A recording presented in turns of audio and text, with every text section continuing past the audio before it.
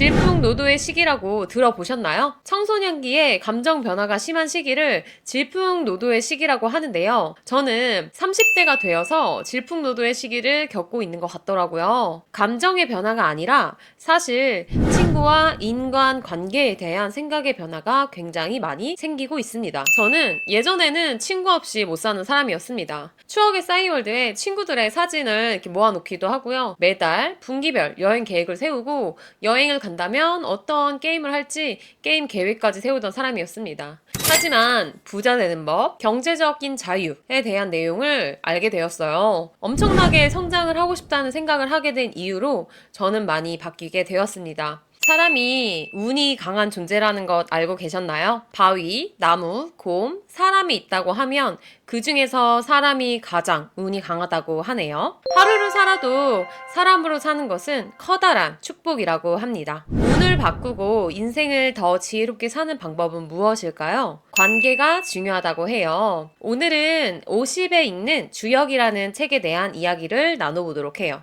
요즘 제가 사람을 만나는 빈도를 많이 줄이긴 했는데요. 그래도 만나는 모임들이 몇몇 있습니다. 모임마다 문화가 다른데요.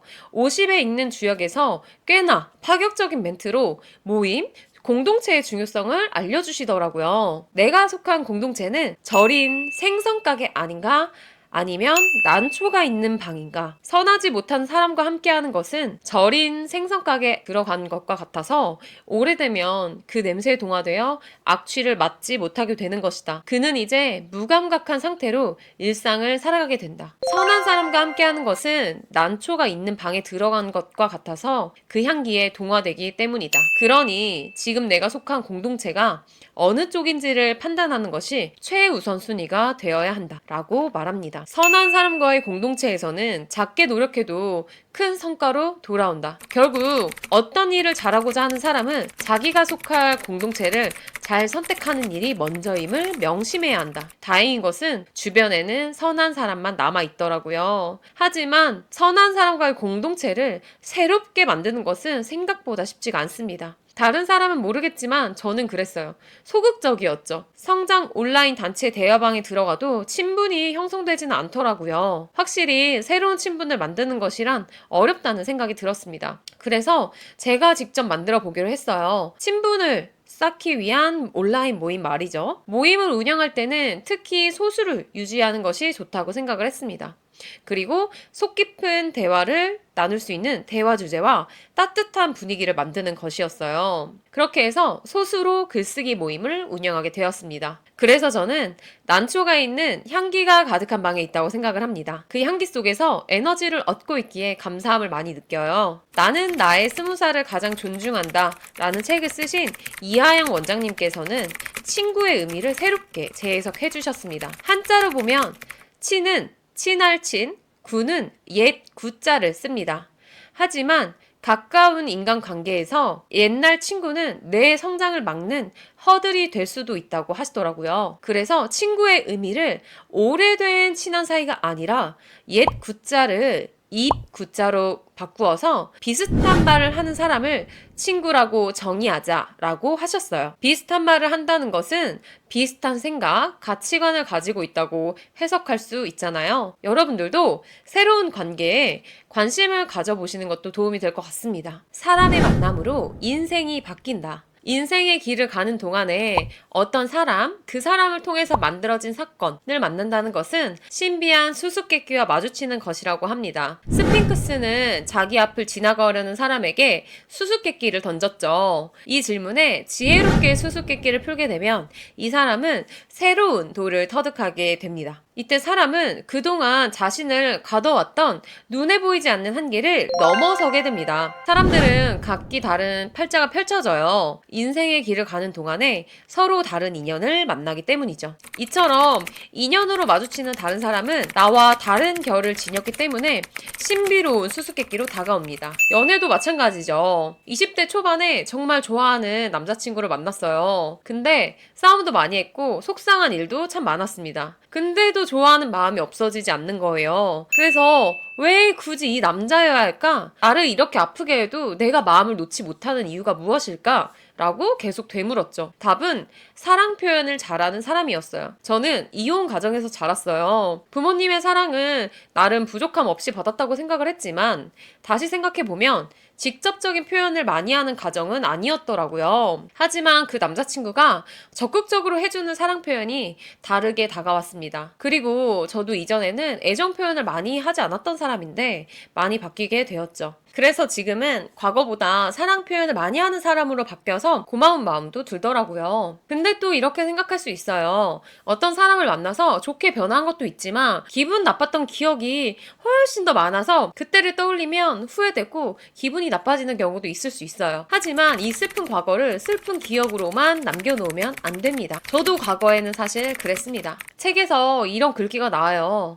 오늘 먹은 나의 마음이 과거를 바꿉니다. 그리고 내 인생을 어떻게 규정하는지에 따라 지금까지 살아온 과거가 바뀐다. 이렇게 과거를 바꿔야 인생을 바꿀 수 있다고 합니다. 사실 저도 그 앞서 이야기한 남자친구와 연애는 안 좋은 기억이 더 많았어요. 하지만 시간이 지나 과거를 다시 돌아보고 재해석을 했습니다. 그 시절에 배운 것, 고마운 것을 충분히 떠올려 보는 시간을 가진 것이죠. 50에 읽는 주역에서는 이야기합니다. 사람들은 인생을 바꾼다고 할 때 바꾸는 것이 미래라고 생각하는 경우가 많다고 해요. 하지만 사람이 정말 바꿔야 할 것은 미래가 아니라 자신의 과거다 라고 합니다.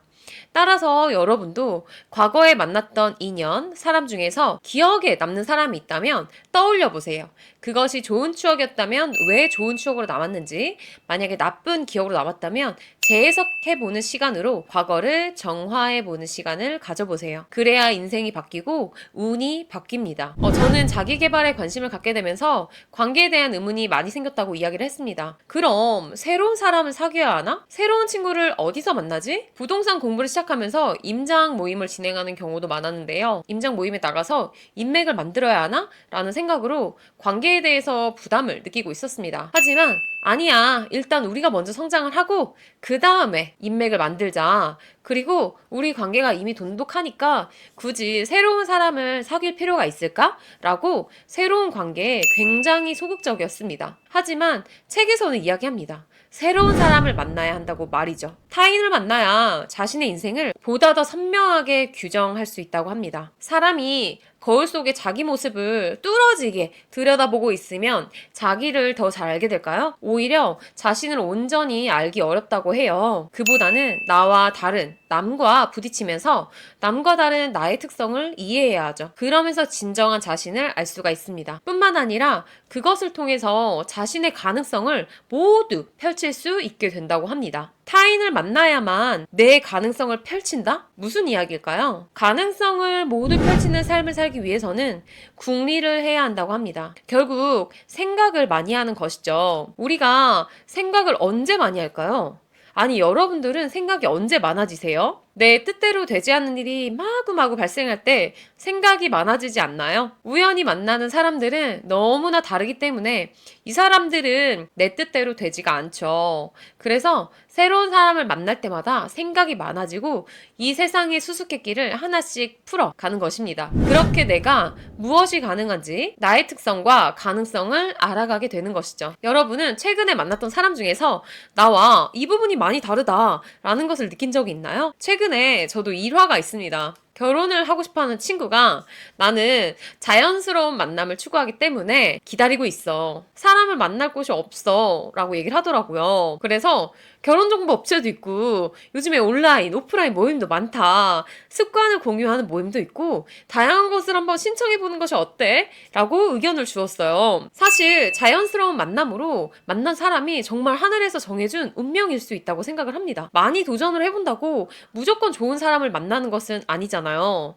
하지만 저는 어떤 목표가 있으면 가만히 있는 것을 안 좋아하는 사람이더라고요. 그냥 도전하는 것을 좋아하는 사람입니다. 어떤 모임에 가서 겪는 어색함, 불편함보다는 그 결혼과 같은 목표가 더 중요한 사람이더라고요. 그렇게 친구와의 대화를 통해서 제가 어떤 사람인지 더 명확하게 알 수 있었습니다. 여러분도 삶의 가능성을 최대화하기 위해 주변의 지인과 차이점을 생각해보고 글로 한번 작성해보시면 좋을 것 같습니다. 오늘 내용을 정리해보자면 과거에 만났던 사람 중에 인생을 바꿔준 인연에 대해서 생각해 보셨으면 좋겠습니다. 만나는 사람이 나의 운을 바꾼다 라는 것을 깨닫게 해주죠. 그리고 최근에 타인과의 대화에서 느꼈던 자신만의 특성, 차이점을 생각해 보세요. 자신의 인생을 좀 더 선명하게 규정하고 가능성을 극대화시킬 수 있습니다. 마지막으로 내가 속한 공동체가 절인 생선 가게 아닌지 난초가 있는 방인지